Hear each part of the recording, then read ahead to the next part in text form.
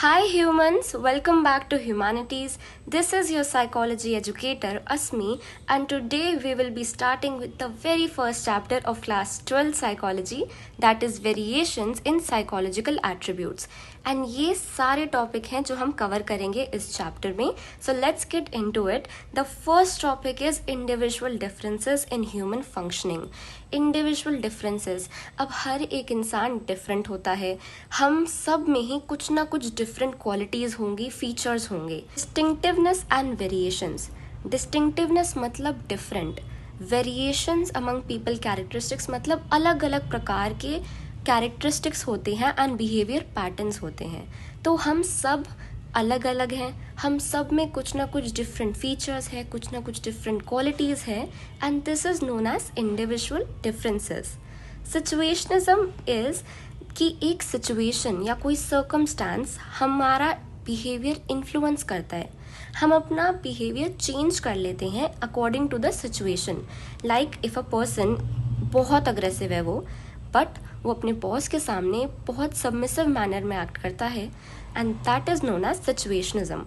आगे बढ़ने से पहले I would like you all to go and subscribe to my YouTube channel Humanities Forum because I am coming up with very fun videos there. मैं आपके साथ share करूँगी अपनी जर्नी, मेरे कुछ special tips and tricks and कुछ secrets तो शायद आपको कोई और ना बताए. So go right now and subscribe to humanities forum. So the next topic is assessment of psychological attributes. Attributes क्या होते हैं? डिफरेंट फीचर्स, क्वालिटीज़, कैरेक्टरिस्टिक्स जो हर एक इंसान में डिफरेंट होते हैं. It is difficult to count and specify कि कितने number of psychological attributes assess हम कर सकते हैं. असेसमेंट हमारा फर्स्ट स्टेप ऑफ अंडरस्टैंडिंग होता है ऑफ साइकोलॉजिकल एट्रीब्यूट्स. असेसमेंट में हम जो हमारे साइकोलॉजिकल एट्रीब्यूट्स होते हैं उनका इवैल्यूएशन करते हैं using different methods of standard of comparisons. अब जो असेसमेंट होती है वो फॉर्मल हो सकती है या इनफॉर्मल हो सकती है. फॉर्मल असेसमेंट में हम कोई डिफाइंड टेक्निक या कोई मेजरिंग स्टैंडर्ड हम यूज़ करते हैं to assess attribute without letting our own perception change the assessment. ठीक है, तो फॉर्मल हमारा ऑब्जेक्टिव होता है, स्टैंडर्डाइज होता है और ऑर्गेनाइज. फॉर्मल असेसमेंट में हम एक डिफाइंड टेक्निक यूज़ करेंगे या फिर कोई मेजरिंग स्टैंडर्ड यूज़ करेंगे to assess the attributes without letting our own perception change the assessment.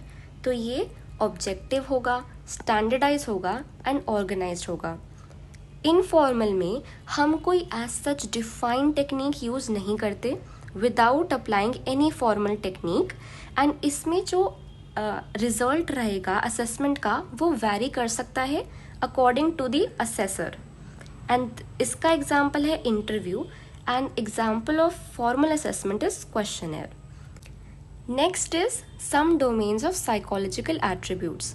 तो जब हम असेसमेंट करते हैं एक पर्सन का तो हम कुछ स्पेसिफिक डोमेन्स, कुछ स्पेसिफिक एरियाज में असेसमेंट करते हैं, जैसे कितनी इंटेलिजेंस है, एप्टीट्यूड क्या है, इंटरेस्ट क्या है, पर्सनालिटी क्या है और वैल्यूज़ क्या है उस पर्सन की. इंटेलिजेंस की बात करें तो एक ग्लोबल कैपेसिटी है to UTU, that is understand the world, think rationally and use available resources effectively when faced with challenges. जो इंटेलिजेंस टेस्ट होते हैं वो हमें एक मेजर प्रोवाइड करते हैं. वो क्या मेजर होता है?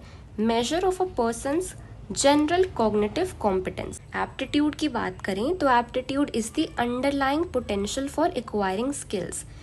उस इंसान में कितना पोटेंशियल है स्किल्स एक्वायर करने का, एंड इसमें हम ये प्रिडिक्ट कर सकते हैं what an individual will be able to do if given proper environment and training. For example, अगर एक इंसान का हाई लैंग्वेज एप्टीट्यूड है then we can predict that he or she can become a good writer in the future. Next is interest.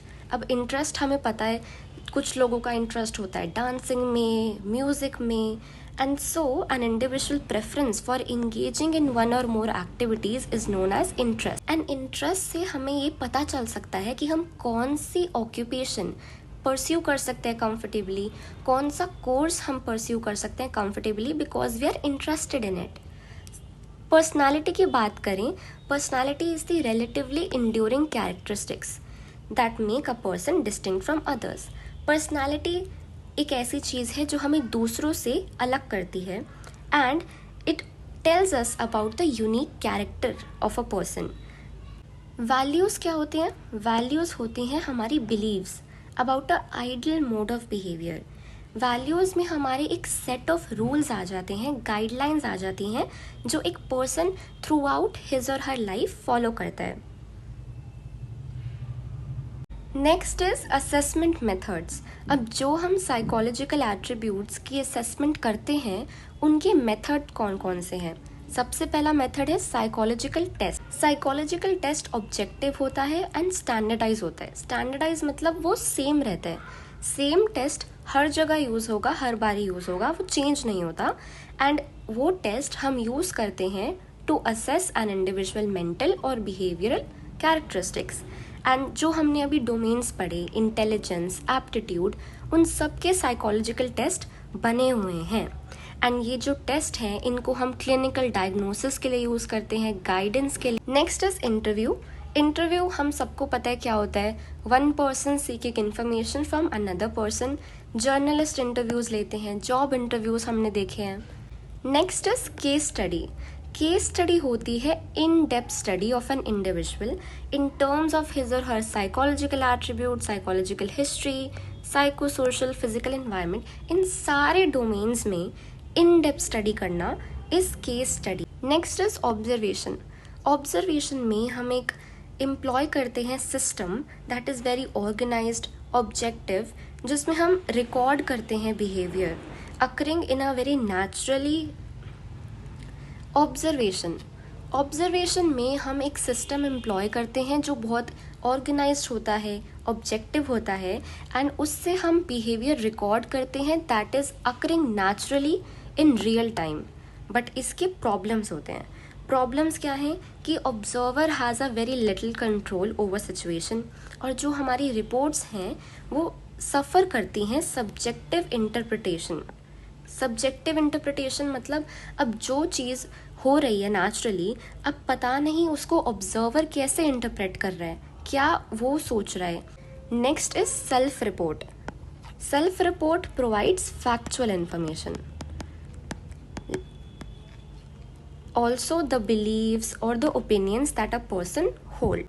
So the next topic is intelligence and psychological definition जो है intelligence की वो थोड़ी सी different है from the common definition. Common definition क्या है? That is mental alertness, ready wit, quickness to learn, grasp and ability to understand relationships. But different psychologist ने intelligence को अपने तरीके से डिफाइन करा है। So let's have a look at the various definitions of intelligence provided by different psychologist.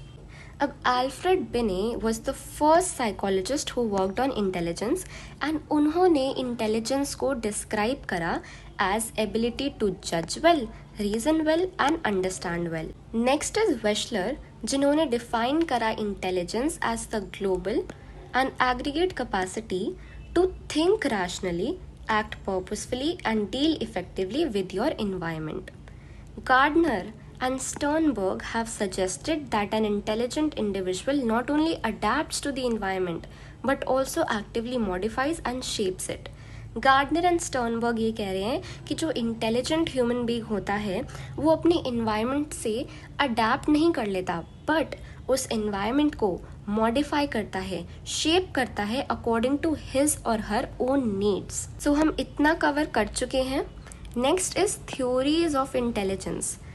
So basically दो theory हैं intelligence की, that is information processing approach and हमारा साइकोमेट्रिक अप्रोच, जिसको हम स्ट्रक्चरल अप्रोच भी बोलते हैं। एंड इस अप्रोच में हम डिफाइन करते हैं इंटेलिजेंस को as an aggregate of abilities.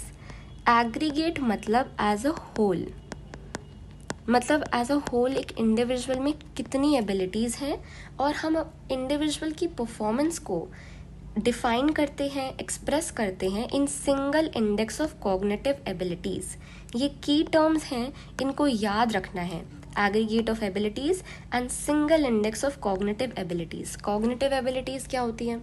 Memory, problem solving, planning, abstract thinking etcetera. Information processing approach में हम फोकस करते हैं on the underlying dimensions.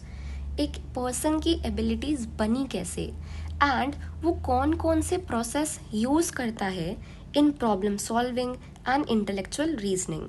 So the major focus is how an intelligent person acts rather than focusing on the structure of intelligence।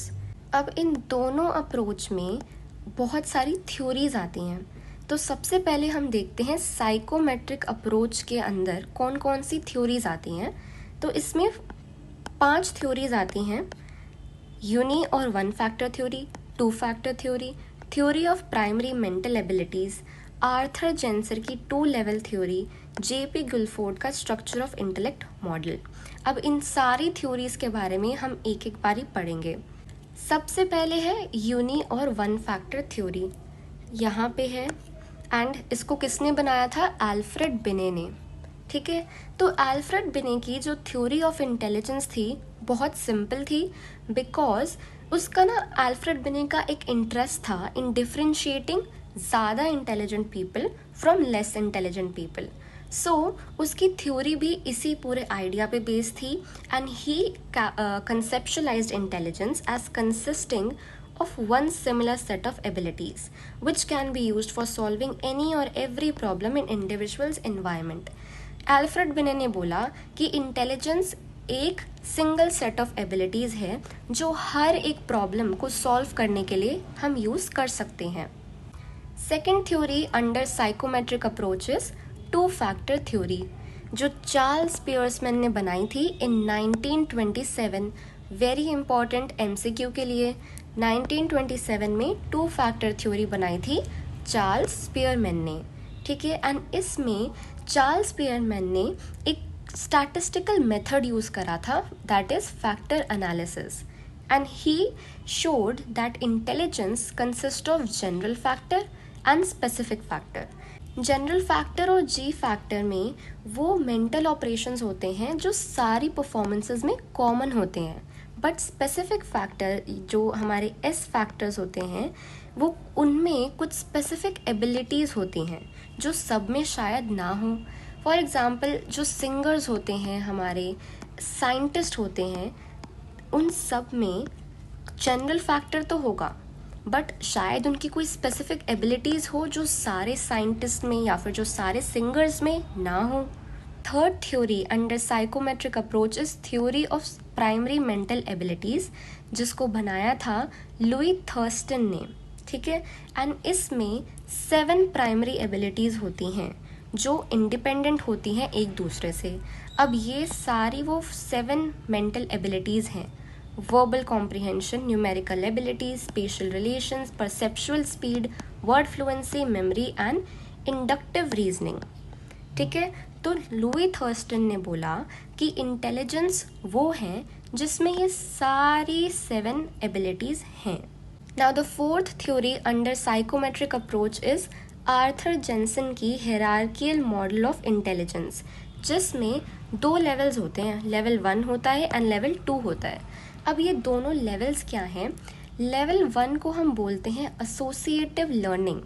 Associative learning में output जो होता है is more or less similar to the input. Level 2 is cognitive competence, जिसमें higher order skills होती हैं, because हम input को transform कर देते हैं to produce an effective output. तो आर्थर जेंसन ने अपनी थ्योरी ऑफ इंटेलिजेंस में बताया कि 2 लेवल ऑफ इंटेलिजेंस होते हैं, which is associative learning and cognitive competence. So the last theory under psychometric approach is structure of intellect model by JP Guilford, and this is very important. इसमें JP Guilford ने हमारी intellectual traits जो होती हैं, जो different qualities होती हैं, उनको क्लासीफाई कर दिया 3 डायमेंशंस में। Operations, content and product. ठीक है, सबसे पहले हम कंटेंट समझ लेते हैं क्या होता है। कंटेंट कुछ मटेरियल्स होते हैं, कोई इन्फॉर्मेशन होती है जो हम परसीव करते हैं। ठीक है, that is visual information, auditory, semantic, symbolic, behavioural. Semantic मतलब वर्ड्स, सिम्बॉलिक मतलब नंबर या लेटर्स। ऑपरेशंस वो चीज़ें होती हैं जो हमारे कंटेंट पे परफॉर्म करी जाती है, like cognition, memory recording, diversion production, conversion production and evaluation. Product होता है कि किस फॉर्म में इंफॉर्मेशन प्रोसेस कर रहा है respondent, as a unit, classes, relation, system, कैसे भी प्रोसेस कर सकता है इंफॉर्मेशन को। तो हमारा कंटेंट हो गया इंफॉर्मेशन। अब इंफॉर्मेशन पे हम करते हैं ऑपरेशंस। ऑपरेशंस के बाद कैसे हम इंफॉर्मेशन को प्रोसेस करते हैं वो होता है प्रोडक्ट। इस क्लासिफिकेशन में 180 सेल्स हैं एंड हर एक सेल में एक एबिलिटी या फैक्टर होगा एंड उस फैक्टर को हम डिस्क्राइब करेंगे इन terms of all the 3 dimensions, that is operation, content and product. Next theory of intelligence is theory of multiple intelligence, जिसको प्रपोज करा था हार्वर्ड गार्डनर ने। एंड उन्होंने बोला कि इंटेलिजेंस एक सिंगल एंटिटी नहीं है, बहुत सारी टाइप्स की इंटेलिजेंस है, डिफरेंट टाइप्स की इंटेलिजेंस होती हैं and these intelligence are independent of each other, एक दूसरे से इंडिपेंडेंट है। मतलब अगर एक इंसान में एक इंटेलिजेंस ज़्यादा है तो इसका मतलब ये नहीं कि दूसरी टाइप ऑफ इंटेलिजेंस कम होगी या ज़्यादा होगी। So all are independent of each other. Now उन्होंने डिस्क्राइब करी 8 टाइप ऑफ इंटेलिजेंस। सबसे पहले है लिंग्विस्टिक, लोगों को बोलते हैं वर्ड स्मार्ट, जिनकी लैंग्वेज बहुत स्ट्रांग होती है and they can fluently and flexibly use the language अपने आप को एक्सप्रेस करने के लिए एंड दूसरों को अंडरस्टैंड करने के लिए। So that is linguistic intelligence. These people can become authors and poets और राइटर्स। ठीक है, second is logical mathematical. This type of intelligence, they think logically and critically, problem solving करते हैं, साइंटिफिक थिंकिंग करते हैं and they can become scientist या फिर Nobel prize winners. Third is special. अब स्पेशल क्या होती है? स्पेशल मतलब ability to visualise, visual intelligence भी बोलते हैं इसको एंड लोगों को बोलते हैं हम पिक्चर स्मार्ट। मतलब they have the ability to form patterns, visual images. ठीक है, and people high on this intelligence वो क्या बन सकते हैं? पायलट बन सकते हैं, सेलर्स बन सकते हैं, स्कल्पचर्स, पेंटर्स एक्सेट्रा। फिर आता है हमारा म्यूजिकल इंटेलिजेंस, मतलब ability to produce musical patterns की नॉलेज होना and very sensitive to sound and vibrations. Bodily kinaesthetic मतलब बहुत ही फ्लेक्सिबल होना, क्रिएटिव होना with your body and using it for the construction of products, problem solving etcetera. And ये लोग क्या बनते हैं? एथलीट्स बन जाते हैं, डांसर्स बन जाते हैं, एक्टर्स बन जाते हैं etcetera. Then comes interpersonal intelligence, मतलब दूसरों की फीलिंग समझ पाना, उनकी मोटिव्स, उनके बिहेवियर्स को समझ पाना and to bond into a comfortable relationship. तो ये कौन लोग होते हैं? साइकोलॉजिस्ट होते हैं, काउंसलर्स होते हैं, पॉलिटिशियंस होते हैं, सोशल वर्कर्स होते हैं। Intrapersonal is awareness of your own, खुद के फीलिंग्स के बारे में जानना, खुद के मोटिव्स के बारे में जानना, खुद के डिज़ायर्स के बारे में जानना। एंड ये होते हैं philosophers, spiritual leaders. Then the last type of intelligence is naturalistic. ठीक है, नेचुरलिस्टिक मतलब नेचर से जुड़े रहने वाले लोग। ठीक है, they are very aware about the natural world. ठीक है, सो ये कौन होते हैं? Hunters, farmers, tourist etcetera. Let's start with the theories under information processing approach, जिसमें सबसे पहली थ्योरी है ट्रायर्किक थ्योरी ऑफ इंटेलिजेंस, जिसको बनाया था रॉबर्ट स्टर्नबर्ग ने इन 1985। ठीक है, एंड रॉबर्ट स्टर्नबर्ग ने बोला कि जो हमारी इंटेलिजेंस है वो एक एबिलिटी है, ability to adapt, to shape and to select हमारा खुद का environment, to accomplish our goals and to accomplish the goals of the society and the culture. तो ये डेफिनेशन दी रॉबर्ट स्टर्नबर्ग ने इंटेलिजेंस की। रॉबर्ट स्टर्नबर्ग ने 3 टाइप्स ऑफ इंटेलिजेंस बताई and they are componential intelligence, experiential intelligence and contextual intelligence. Componential intelligence की बात करें तो इसको हम एनालिटिकल इंटेलिजेंस भी बोलते हैं, ठीक है। एनालिटिकल मतलब एनालिसिस करना, प्रॉब्लम सॉल्व करना, and people high on this type of intelligence क्या कर सकते हैं, they can think very critically, logically, analytically and they succeed in school, ठीक है। अब इस इंटेलिजेंस में 3 और कॉम्पोनेंट्स आते हैं, वो क्या क्या है। सबसे पहला है नॉलेज एक्विजिशन, नॉलेज एक्वायर करना। This component is responsible for learning and acquisition of the ways of doing things. Second component है मेटा और हाई ऑर्डर कॉम्पोनेंट, ठीक है, जिसमें हम प्लानिंग करते हैं कि क्या करना है और उसको कैसे करना है। थर्ड इज परफॉर्मेंस, जिसमें हम एक्चुअली परफॉर्म करते हैं। सेकेंड इज एक्सपीरियंशियल इंटेलिजेंस, जिसको हम क्रिएटिव इंटेलिजेंस भी बोलते हैं। एंड इस इंटेलिजेंस में हम अपने पास्ट एक्सपीरियंस को क्रिएटिवली यूज़ करते हैं न्यू प्रॉब्लम्स सॉल्व करने के लिए।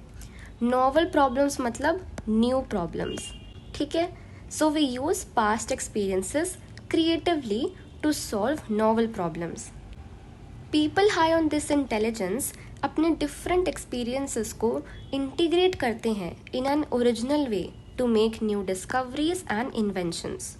थर्ड इज कंटेक्चुअल इंटेलिजेंस, जिसको हम प्रैक्टिकल इंटेलिजेंस भी बोलते हैं। हम लोगों को बोलते हैं कि ये तो बहुत स्ट्रीट स्मार्ट है, इसमें बहुत बिजनेस सेंस है, so that person is high on contextual intelligence. This intelligence is all about कि हम कैसे डील करते हैं with the demands which we encounter on daily basis. People high on this intelligence क्या करते हैं, वो ईजिली अडाप्ट कर लेते हैं अपने इन्वायरमेंट से, या फिर वो बहुत फेवरेबल इन्वायरमेंट चूज़ करते हैं, या फिर जो उनके पास एग्जिस्टिंग इन्वायरमेंट है वो उसको मॉडिफाई कर लेते हैं to fit their own needs, and they are very successful in life. Last theory of intelligence is PASS model of intelligence. PASS का मतलब planning, attention arousal and simultaneous successive. ये model develop करा था JP दास ने, Jack नगलेरी ने and Kirby ने इन 1994। इस model में बताया है कि इंटेलेक्चुअल एक्टिविटीज़ जो होती हैं उसमें इंटरडिपेंडेंट फंक्शनिंग होता है of 3 neurological systems. Neurological system मतलब नर्वस सिस्टम जो ट्रांसमिट करता है signals between the brain and the rest of the body, and these 3 neurological systems is called the functional units of brain, and यही units are responsible for arousal, attention, processing, planning respectively. First is arousal and attention.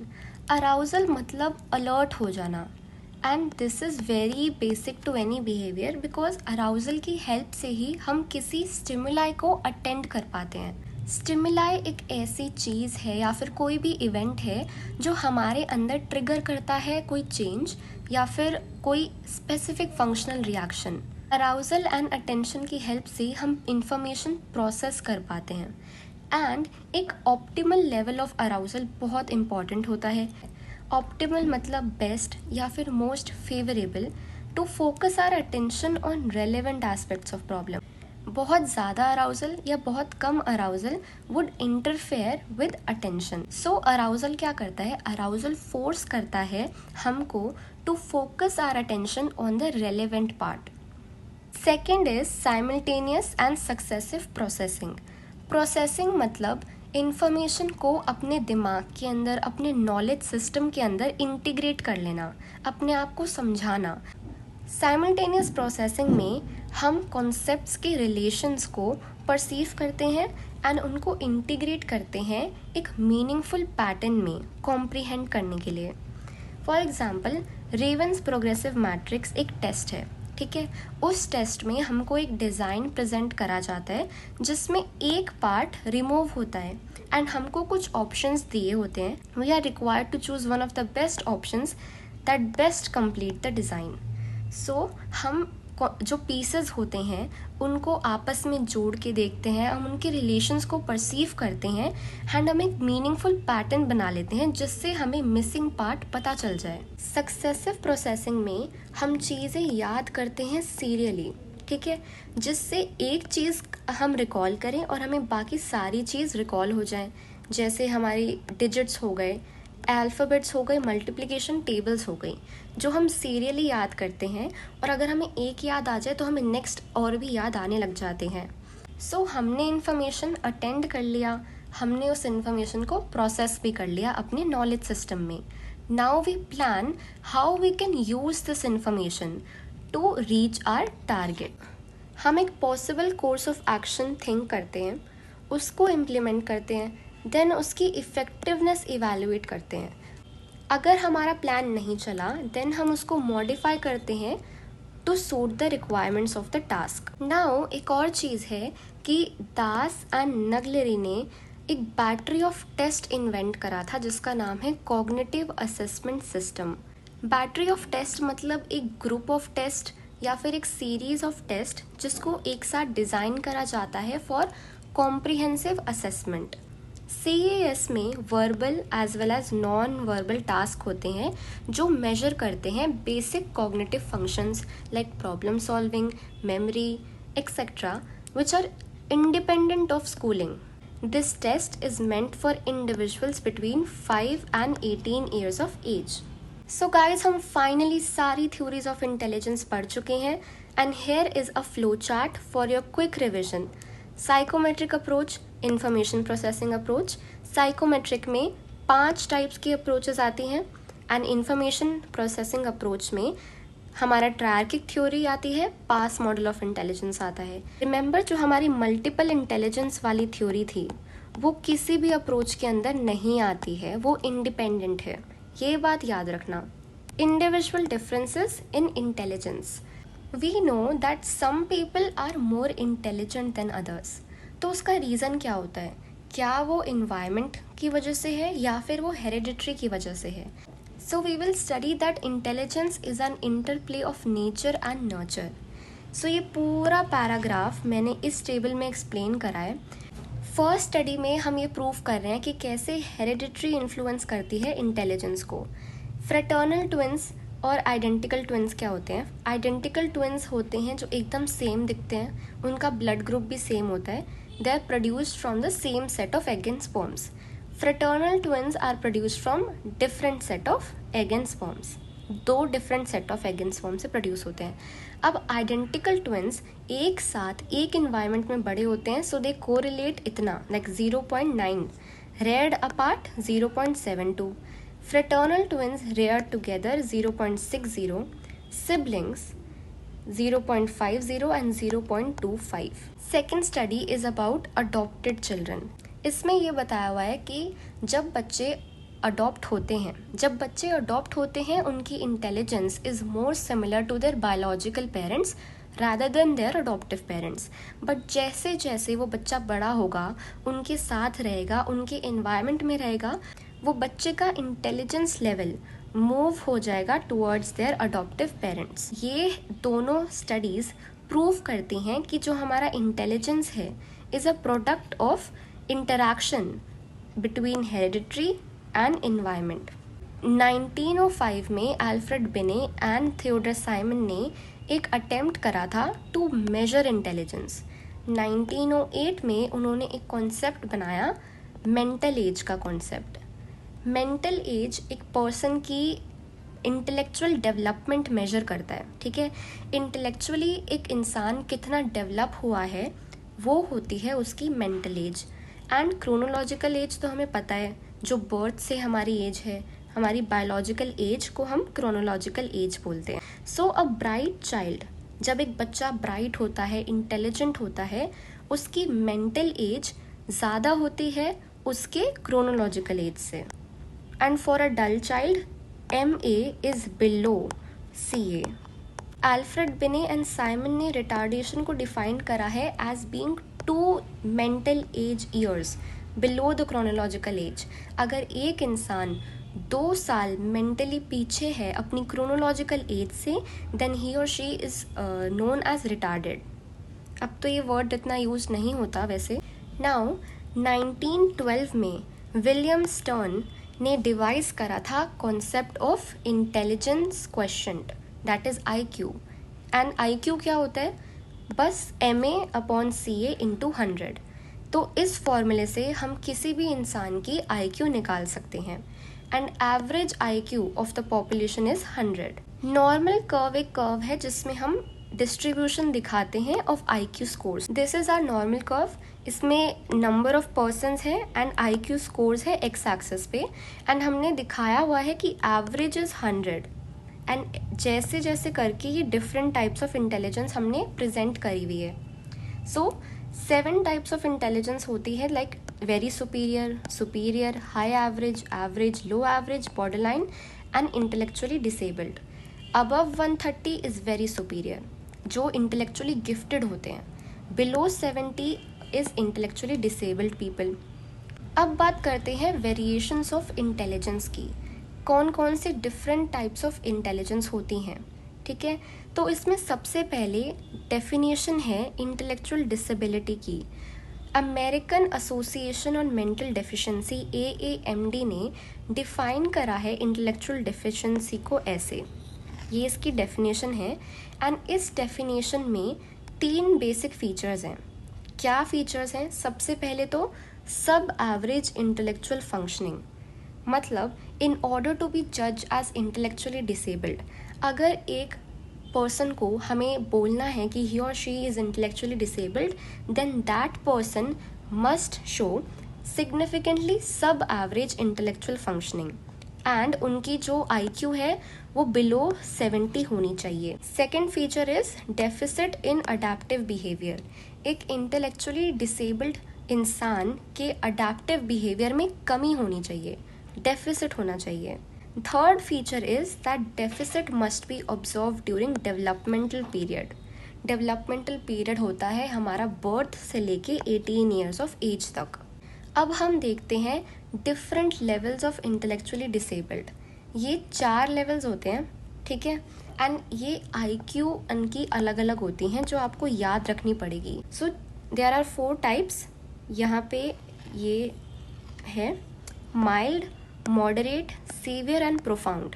ठीक है, सो mild होता है IQ 55 to 70, moderate होता है IQ 35 to 40 to approximately 50 to 55, severe होता है 20 to 25 to approximately 30 to 40, and profound is IQ below 20 to 25। ठीक है, तो अब हम एक एक करके बात करते हैं सबकी। माइल्ड की बात करें तो इसका लेवल है 55 to 70, एंड इसमें जो डेवलपमेंट होती है वो स्लो होती है। ठीक है, and they can function quite independently, they can hold jobs and families. मतलब थोड़ा सा स्लो डेवलपमेंट होती है but they can still function very independently. Moderate की बात करें तो इसका लेवल होता है 35 to 40 टू 50 to 55, एंड जैसे जैसे डिसेबिलिटी बढ़ती रहेगी ना, डिफ़िकल्टीज़ और ज़्यादा बढ़ती रहती हैं। इसमें language and motor skills slow होती है।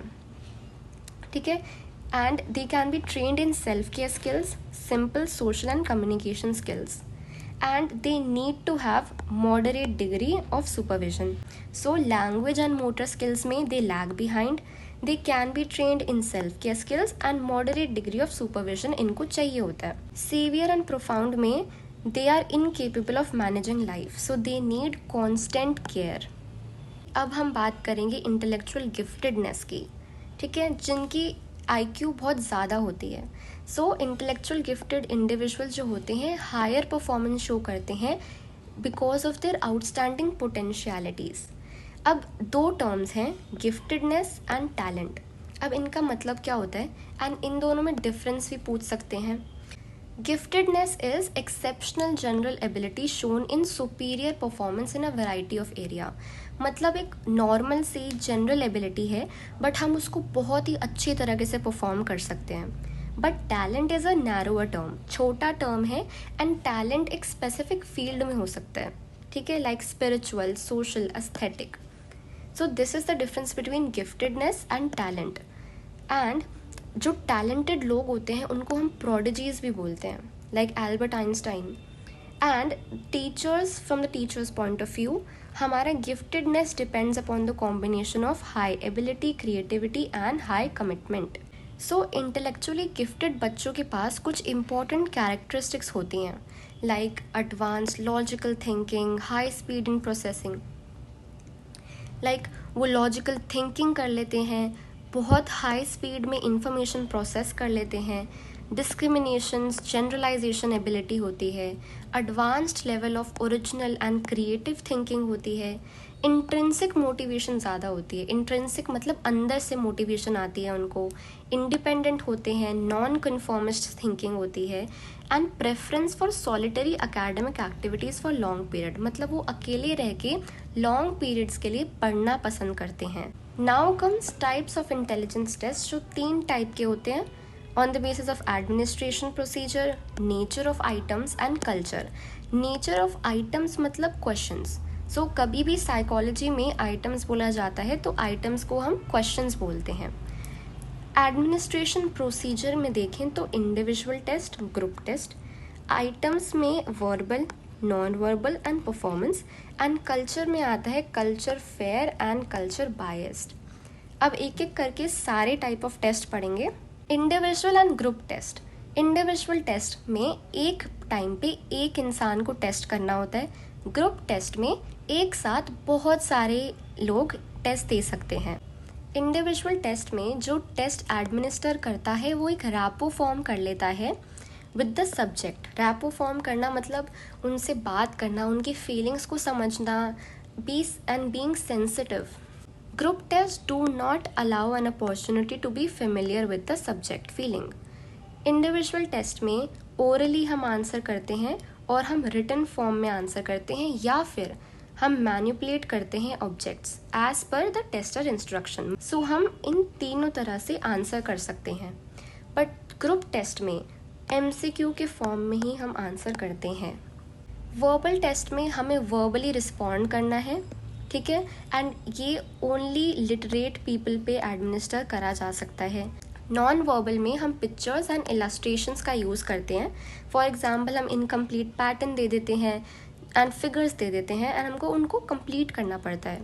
परफॉर्मेंस टेस्ट में the subject is required to perform a task and written language is not required.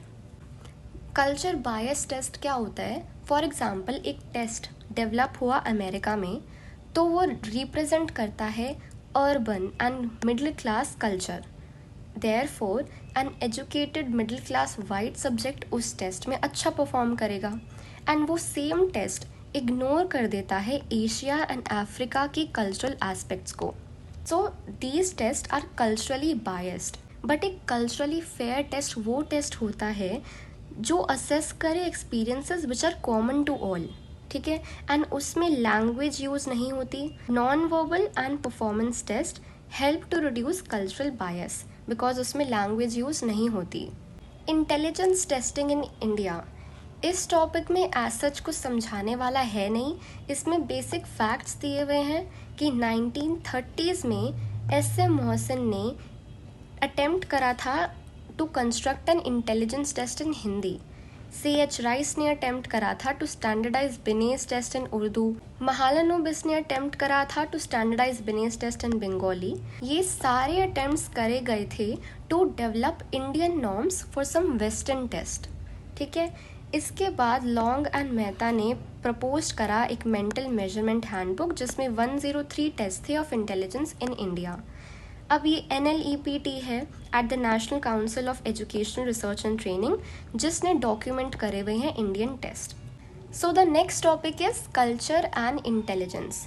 विगोट्स्की एक रशियन साइकोलॉजिस्ट है जिसने बोला है कि कल्चर एक सोशल कॉन्टेक्स्ट प्रोवाइड करता है जिसमें people grow, live and understand the world around them. So basically there are 2 types of intelligence in this, technological intelligence and integral intelligence. हम दोनों के बारे में एक एक करके पढ़ेंगे.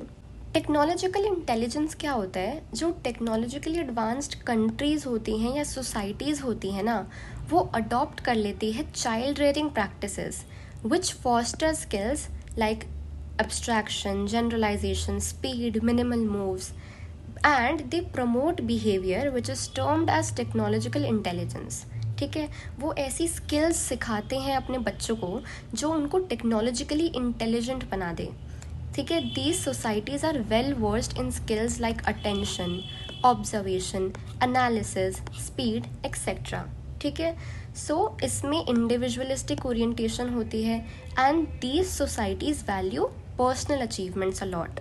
Then comes integral intelligence, which is intelligence in the Indian tradition.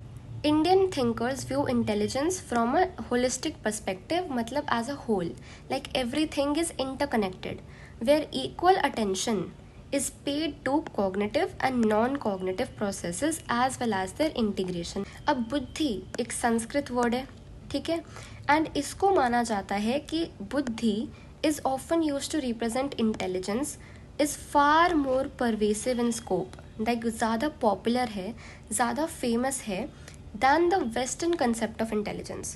बुद्धि का कॉन्सेप्ट JP दास ने दिया था एंड इसमें हमारे मेंटल एफर्ट आते हैं, डिटर्मिन्ड एक्शन आता है, फीलिंग्स आता है, along with cognitive competence like knowledge, discrimination, in understanding, ये सारे हमारे बुद्धि के कॉन्सेप्ट में आते हैं. वेस्टर्न व्यू में प्राइमरीली बस फोकस करा जाता है कॉग्निटिव पैरामीटर्स पर, बट इन इंडियन ट्रेडिशन कुछ और ऐसी कॉम्पिटेंसीज होती हैं जिनको हम इंटेलिजेंस बोल सकते हैं.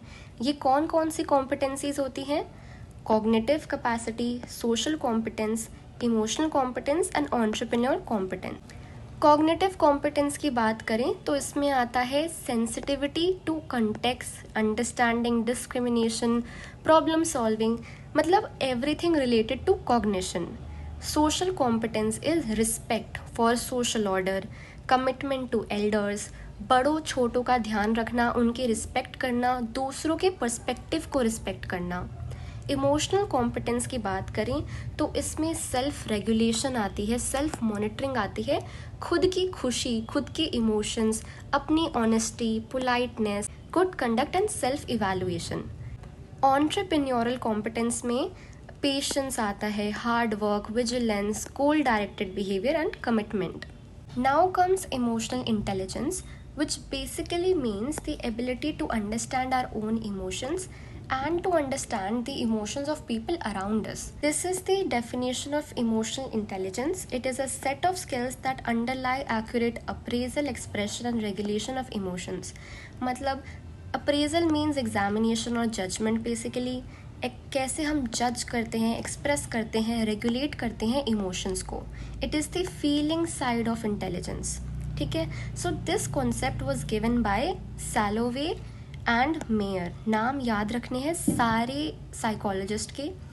Who considered emotional intelligence as the ability to monitor one own and other emotions, to discriminate among them and to use the information to guide one's thinking and actions. जैसा हम बता रहे हैं अभी तक, कैसे हम मॉनिटर करते हैं इमोशंस को, कैसे हम डिस्क्रिमिनेट करते हैं एंड कैसे हम उस इंफॉर्मेशन को यूज़ करते हैं to guides one thinking and action. जैसे इंटेलिजेंस को असेस करने के लिए IQ है, वैसे ही इमोशनल क्वोशंट है to express emotional intelligence. Emotionally intelligent लोगों की बहुत सारी कैरेक्टरिस्टिक्स होती हैं, जैसे वो सेंसिटिव होते हैं खुद की फीलिंग्स एंड इमोशंस के लिए, दूसरों की फीलिंग्स के लिए सेंसिटिव होते हैं by noting their body language, voice and tone. Relate करते हैं वो रिलेट करते हैं अपने इमोशंस को अपने थॉट्स के साथ, so that they take them into account while solving problems and taking decisions. They understand the powerful influence of the nature and intensity of your emotions. वो अपने इमोशंस को कंट्रोल कर पाते हैं, रेगुलेट कर पाते हैं एंड एक्सप्रेस कर पाते हैं while dealing with self and others to achieve harmony and peace. Now come special abilities, जिसमें हम बात करेंगे इंटरेस्ट की एंड एप्टीट्यूड की. इन दोनों चीज़ों के बारे में हम डिस्कस कर चुके हैं पहले. इंटरेस्ट है the preference for a particular activity, आपको डांस में इंटरेस्ट है, आपको म्यूज़िक में इंटरेस्ट है। एंड एप्टीट्यूड इज़ आप में कितना पोटेंशियल है टू परफॉर्म दैट एक्टिविटी। आप क्या डांस अच्छा कर सकते हो, क्या आप म्यूज़िक इतना अच्छा सीख सकते हो, या आप सॉन्ग इतना अच्छा गा सकते हो, क्या आप म्यूज़िक इतना अच्छा सीख सकते हो, या आप सॉन्ग इतना अच्छा गा सकते हो। So in order to be successful in life, आपको वो चीज़ परस्यू करनी है जिसमें आपका इंटरेस्ट भी हो और आपका एप्टीट्यूड भी हो। अब हमारे 2 टाइप्स के एप्टीट्यूड टेस्ट है, इंडिपेंडेंट और स्पेशलाइज्ड, या फिर मल्टीपल और जनरलाइज्ड। इंडिपेंडेंट के एग्जाम्पल्स हैं हमारे clerical, mechanical, numerical, typing. Multiple और जनरलाइज टेस्ट में ये टेस्ट बैटरीज के फॉर्म्स में होते हैं, जैसा मैंने बताया, ग्रुप ऑफ टेस्ट या फिर series of test which measure aptitude बहुत सारे होमोजेनियस एरियाज में। मल्टीपल टेस्ट के कुछ एग्जाम्पल्स हैं DAT, GATB, ASVAB। इन सब की फुल फॉर्म्स याद रखना कभी कभार आ सकती हैं 1 मार्कर्स में। ऑल्सो रिमेंबर JM ओझा ने डेवलप करा था Indian adaptation of DAT। MCQ में आ सकता है who developed Indian adaptation of DAT, so you should know JM Ojha. So finally the last topic of this chapter is creativity and intelligence. Terman ने 1920s में ये found करा कि जो लोग होते हैं जिनके पास हाई IQ है, they were not necessarily creative, and at the same time जो क्रिएटिव लोग होते हैं they are not very intelligent। ठीक है, so researchers have found that both high and low level of creativity दोनों हो सकती है highly intelligent children में। मतलब आप इंटेलिजेंट हो तो इसका मतलब ये नहीं कि आप क्रिएटिव भी हो।